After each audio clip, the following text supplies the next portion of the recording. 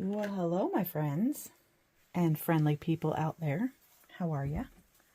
I'm imagining that you're saying we're doing well, because I hope you're doing well. I had a thought, because people are always saying, oh, watercolor, what's the difference? Can't you just use acrylic paint? And I want to show you, number one, the difference, but the possibilities. And I am going to open up my watercolor. This is mostly Daniel Smith, because I enjoy Daniel Smith's watercolor. One of mine fell out of its spot. Get back in there, you silly little guy. So we're going to give a couple of these a little bit of a spritz. Doesn't really matter what color, because it just doesn't matter. Okay, so we're just going to spritz a couple of those. I like to try to use a different paintbrush for the acrylics than I use for my watercolors. This is just a cheap, I wrote acrylic on there. I think I spelled it wrong. Yeah, I think I did. That's hilarious. And then this is just an Artist Loft number 6, number 9, I guess, depending on which way you look at it. But I like to use inexpensive stuff so that you guys can see you can use inexpensive stuff. So I have 2 pieces of bee paper here. This is their bee paper watercolor paper. It is not 100% cotton, but it is amazing watercolor paper. It is 400 pounds, 300 GM. I absolutely love it. It is natural white, cold press, and acid free. And if the bee paper company sees this and they know something about the paper that I don't know, I would love if they give me a call or message or whatever. Just say something, man. Say something. I forgot water. Now I have paper. Ha ha ha. Paper. Water. Oh my goodness, I'm hilarious. Okay, so I also have my Grumbacher. This is a pretty red, cadmium red. So a very pretty red. I also have some Artist Loft paint. I think I'm using the blue one. I also have some Liquitex Heavy Body Burnt Sienna. I don't have much of their paint, so this is like the darkest one I have. I think I have that in white. And I have some Apple Barrel. I think I did the Barn Red, and then my little taste, yuck, don't do that. I think I'll add some blue, because I have the Barn Red on there, and it's fine, but it's not that dark, and it's hard to see. Now, I technically thought that the apple barrel paint, excuse me, since it is so inexpensive, I thought that it would be the best one. This is a watercolor. This is a dude, I am so completely out of this right now. What in the world am I thinking? That's not it. That's not it. That's not it. Heavens to Betsy. Okay, seriously, it was right in front of me. Under the Sea Green. So that is the Under the Sea Green watercolor. Okay. And this is just water, fresh water. And I just wanted to try a little bit of more watercolor and show you how it just loves to dance on the paper. So this one is quinacridone coral. Look at that. I just love watercolor paints. They love to blend. They love to be on the paper. I'm going to do a little bit of blue, since we got some blue over here. And we're going to do a little blue. Look at that dark beautiful.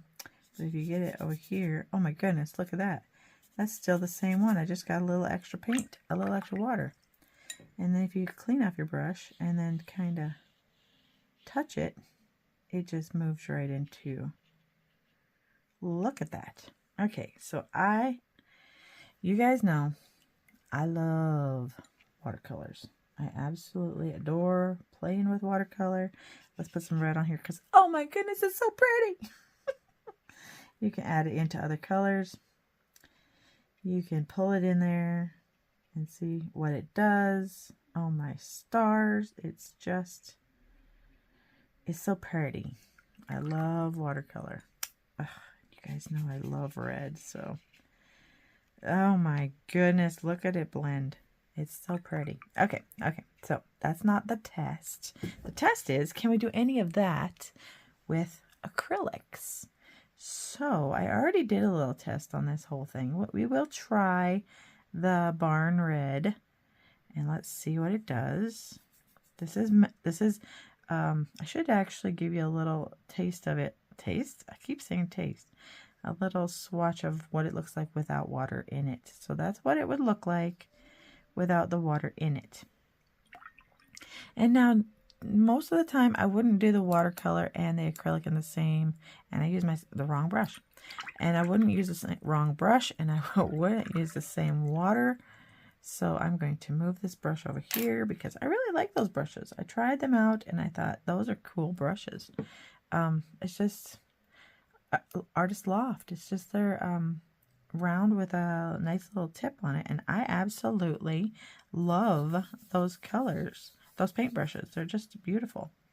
Okay, so then we're going to take a little bit more of this barn red, and we're just going to drop it in there. And as you can see, unless you're blind, which if you are, I'm really sorry, but as you can see, that is amazing, and it does very similar. That's just adding a little bit of water. I'm doing the blue. It is called 2 Blue. Just a little bit of water and blue, 2 Blue, to the same little spot, and they blend super nice into the water. Yeah, so let's try just a little dot of water. It doesn't need to be too much water, because if it's too much water, then it's going to just drench our page and we won't get to see the nice colors. So yeah, one more time with the blue. Here is the blue with very little water in it, and here is the blue with a lot of water in it. Look at that. How nice. So if you're on a budget and you don't want to go buy a whole stinking load of watercolor paints, because they are expensive. They can be very expensive. If you're not looking to do that, then I would say get yourself some inexpensive acrylic paint. This is the Artist Loft blue. Let's see what it does. Oh, can't even show you. There you are. Hello. Hello. So the Artist Loft, it blends. Oh, there it goes. I was going to say it blended better on the other one, but look at that. Oh my goodness. It's such a pretty color too. That is phthalo blue. Let me look. Yeah, phthalo blue. And if you give it some water on the side, it blends in rather nicely. Sorry, my hands are right in the water, in the way, blah, blah, blah. Okay, so, and then if you take a little extra, you can always put it in there. It really does well. I'm just shocked. I mean, I used to play around with watercolor and acrylics together. I just never did a side-by-side to see what it would look like. But now we are doing it. So let's see what the Grumbacher red does. And, oh, again, here's the red. And here's the red with water. Wow. I think it's kind of pretty. And then we can put some on here and we can see if it blends. And get some water down and touch it. And it sure does. Wow. There is one big, huge difference here. And I will show you that when we are finished with both of these. So you're going to have to wait because I'm not going to tell you. Okay, so this is the Liquitex Heavy Body. And it's burnt sienna. So that's really the only other than white, that I have. And if you take the burnt sienna and you put a little dot over here, it's quite dark. But now, if we just add a little bit of water into it,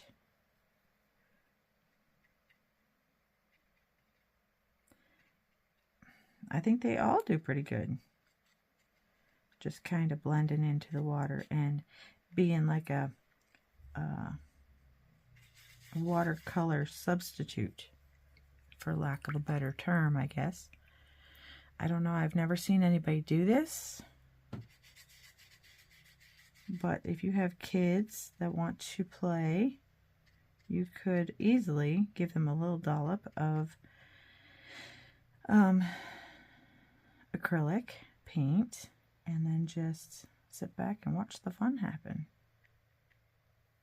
I have acrylic, I have the red and the burnt sienna on my brush. And if we do a little bit of this, it still blends in really good. Even when they're just, no, now see, that one's completely dry. That won't do anything. When they're just a little bit wet still, this still blends in pretty good. So, if we take a little bit of the blue, put it in here, yeah, I like it. Okay, so now we've tried 4 different brands: Apple Barrel, Artist Loft. Hopefully these are in frame. I'd make it bigger, but my desk is a disaster right now. And Liquitex Heavy Body. Yeah, we're gonna let these dry, and then I will be right back. These are pretty much dry already. So I suppose, no, I want them to dry completely. No, let's let them dry. Okay, I'll be right back. So real quick, while we are waiting, I thought, let's try to do something real with watercolor and acrylic used as watercolor at the same time. So I mixed up a little. I don't have any really good, I didn't pull out a really good green or anything like that. So I just made a green. So let's just try really quick to see if we take a little bit of the red and mix it with the blue. Of course, you're going to have a beautiful purpley blue. And we're going to add a little bit more in there. And we're going to just make some pretty little petals. And we're just going to see if we can make a pretty little flower. We're going to make a couple of pretty little flowers with this lovely little color that we are using. Same colors we already had out. That's why I'm doing this, because it's the same colors. It's not anything. I didn't go and grab some different colors or paints. This is the exact same stuff I was just using. Okay, so we got a pretty little flower. And I'm going to rinse off my brush a little. And we're going to take that yellow. No, let's do the burnt sienna.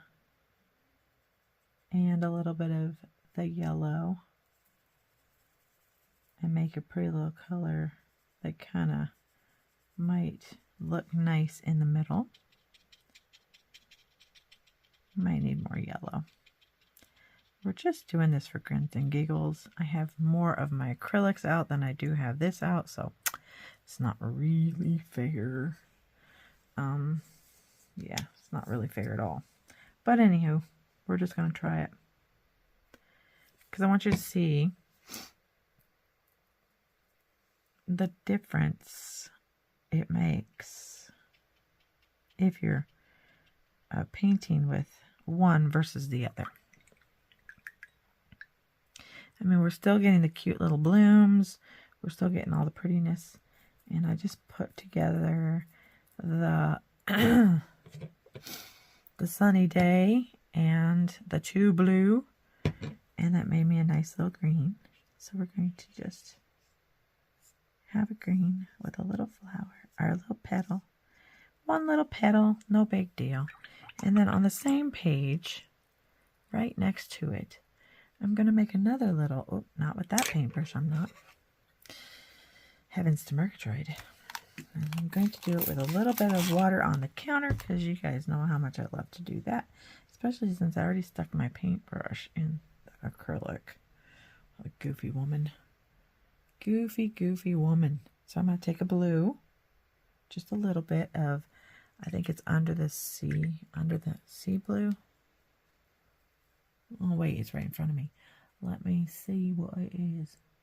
In the throne blue, under the sea green. Haha. And then a little bit of the quinacridone red. And we're just going to do the same thing. Make kind of a little purpley color. And we're going to make another little flower right here beside this one. And it's going to just be like its a little sibling growing up next to it. I'm not doing this really good because this could just completely ruin here in a second. I'm not sure. So this is just play. This is just 100% play. So we're just gonna let's get a little yellow. This is Aussie Red Gold. I love this color. It's kind of very similar to what we have up here. It's bleeding in, which is fine. And then we're going to get a very similar green, which is right there. King's Green Turquoise. So I do this because this one is kind of like a lighter green. So I just wanted them to be similar. So they're both similar, right? Very, actually, they turned out to be very similar. Really quick, let's see if we can make, because that is dry. Can we blur it? We can blur this one because it's still a little wet. But even if it wasn't wet, we could still make land there. Okay, now we have to let it dry for a second because they're still a little bit wet.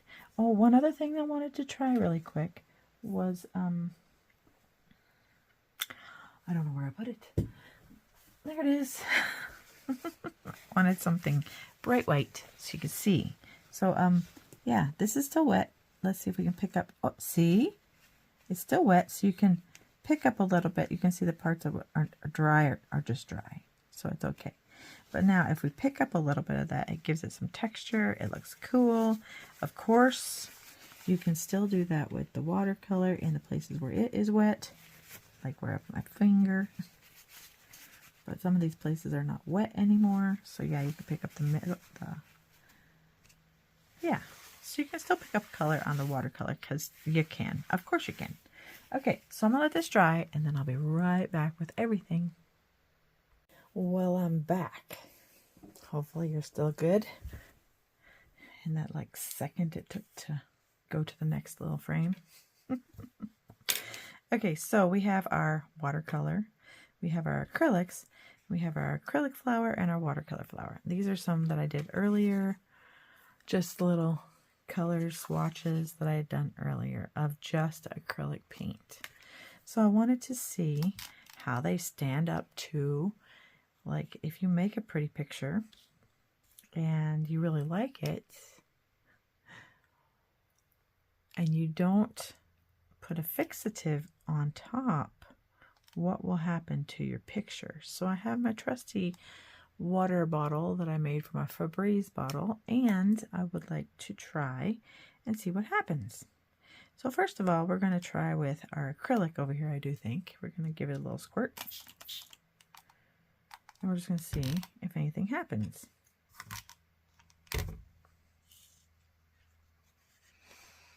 Doesn't look like anything's happening.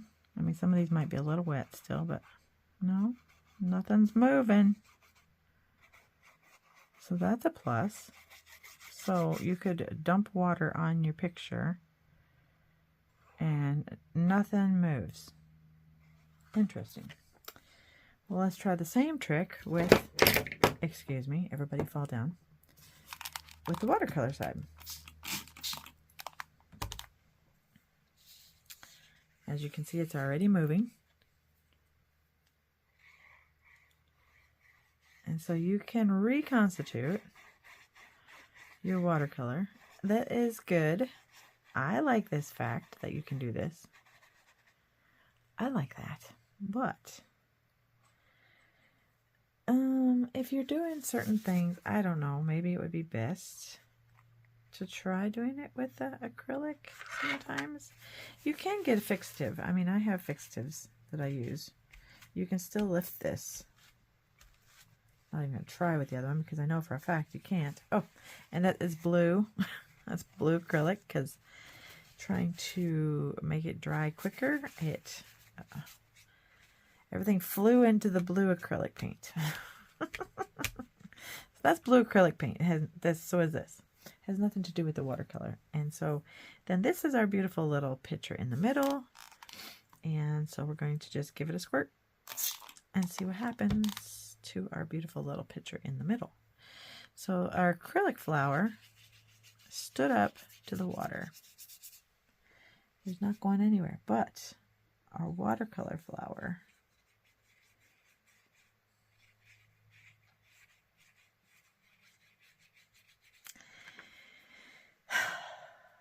does this make me like watercolor less? No, because I love watercolor paint.